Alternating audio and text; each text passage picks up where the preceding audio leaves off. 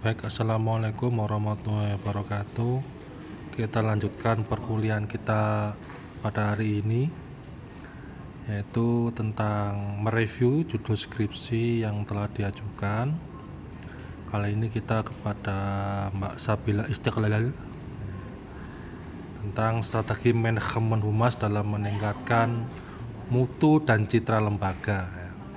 Jadi mungkin dia tertarik untuk mengulik strategi yang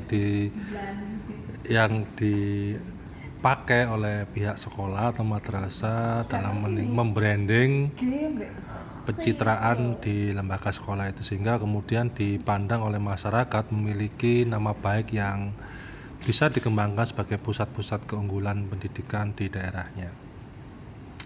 Kalau kita lihat judulnya ini memang sudah sangat umum sekali ya. Yang namanya manajemen humas ya tentu terkait dengan pencitraan ini. Nah, ini perlu diturunkan menjadi konsep yang lebih operasional sehingga lebih mudah diteliti dan tahu arah penelitiannya kemana ketika dikembangkan menjadi sebuah penelitian. Nah, kalau katanya Bang David itu di ONCI, manajemen humas itu kalau di ONCI itu terdiri misalnya dari pengelolaan media informasi ya.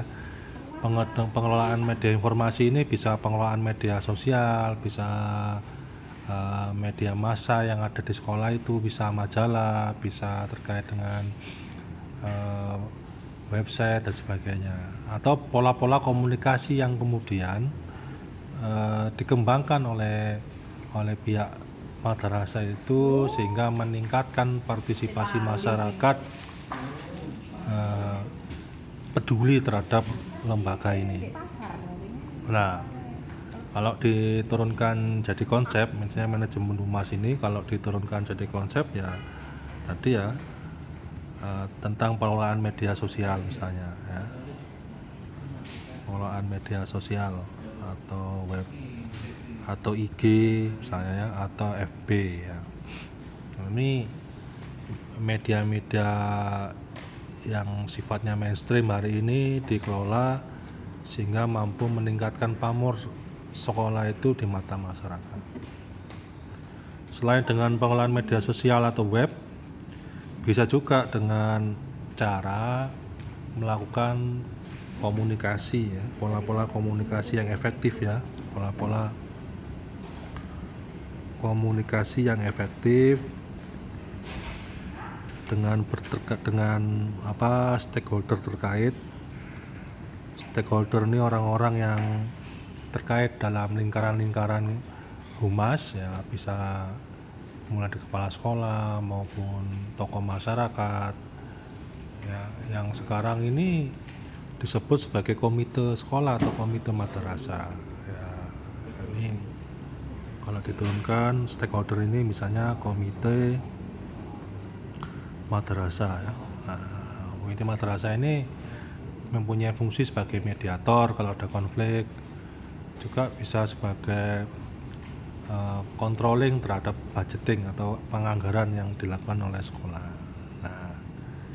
Nah, mutu dan citra lembaga ini diturunkan konsep yang lebih aplikatif ya, misalnya citra sekolah ramah anak ya, sekolah yang bebas bullying, kemudian bisa aja meningkatkan input sekolah, dalam artian ini peningkatan jumlah siswa yang mendaftar ya, sehingga animonya besar gitu ya, atau penciptaan sekolah bebas korupsi misalnya.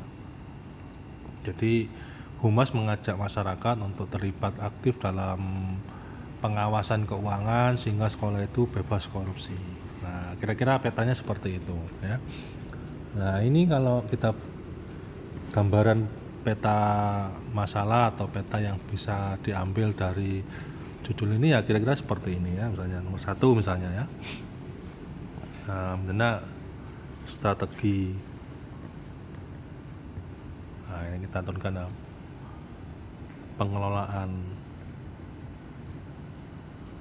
media sosial sekolah ya, dalam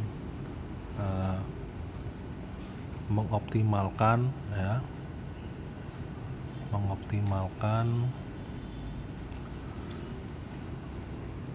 transparansi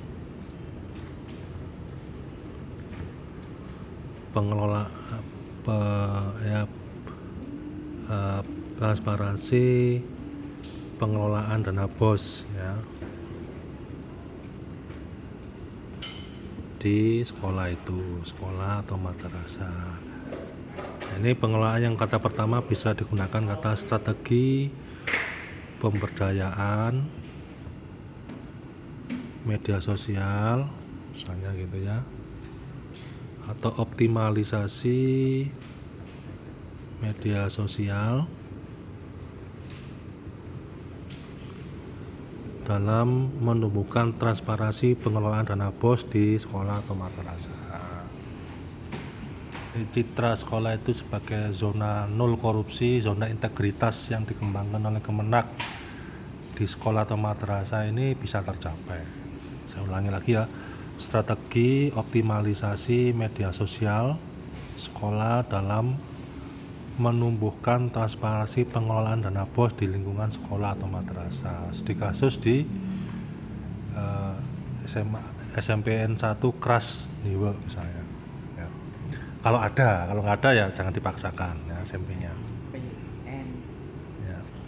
Yang kedua ya, misalnya kalau ini kan terkait dengan citra pengelolaan dana BOS ini kan citranya sekolah bebas korupsi ya, citra sekolah bebas korupsi atau strategi humas dalam meningkatkan partisipasi alumni dan orang tua siswa dalam pendanaan pendanaan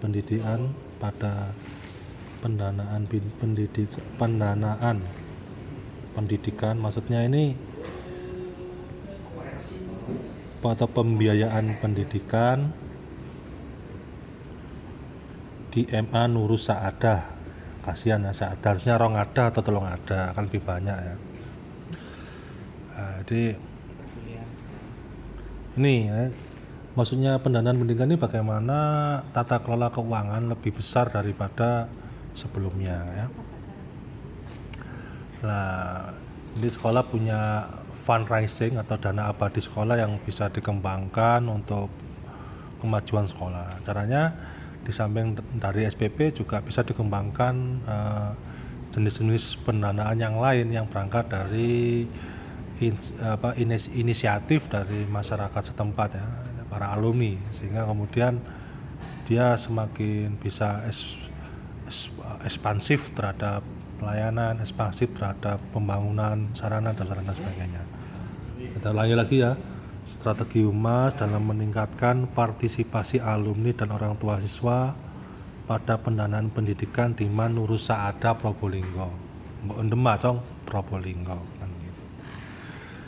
Nah, kira-kira seperti itu ya Mbak Sabila Istiqlal ya. Ini dua contoh ini mungkin bisa diangen-angen, dipikirkan untuk mungkin ya menjadi satu judul yang bisa diajukan ya. Strategi humas itu memang saat ini sangat penting dilakukan, terutama ketika masa pandemi COVID-19 ya, ketika banyak orang kemudian merasa putus asa dengan minimnya pelayanan di sekolah karena ada lockdown sekolah ya, maka perlu adanya komunikasi yang baik ya. Ini misalnya yang nomor 3 ini, strategi komunikasi humas dalam peningkatan mutu layanan akademik dan non akademik di sekolah ya. Ini perlu ada terobosan-terobosan komunikasi sehingga tidak ada kesumbatan atau misinformasi yang terjadi. Oleh karena itu pihak Humas perlu adanya pola-pola komunikasi yang bisa menjangkau seseorang ketika tidak bisa bertemu secara langsung ya. Bisa membuka platform digital komunikasi ya, pengembangan sistem informasi komunikasi untuk peningkatan layanan Humas di sekolah. Misalnya dibangun hotline service ya, atau kemudian kayak di bank itu namanya customer service ya, pos layanan, pos pengaduan. Semacam pengembangan sistem informasi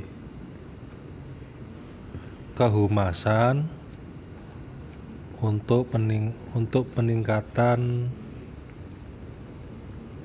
kepuasan pelanggan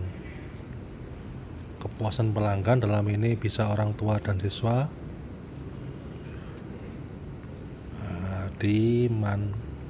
yang disebutkan tadi. Seperti itu kira-kira ya. Ini kalau pengembangan sistem informasi kehumasan ya, bisa melalui online, bisa melalui offline untuk peningkatan kepuasan pelanggan di MMA atau kepuasan studi siswa, kepuasan pelayanan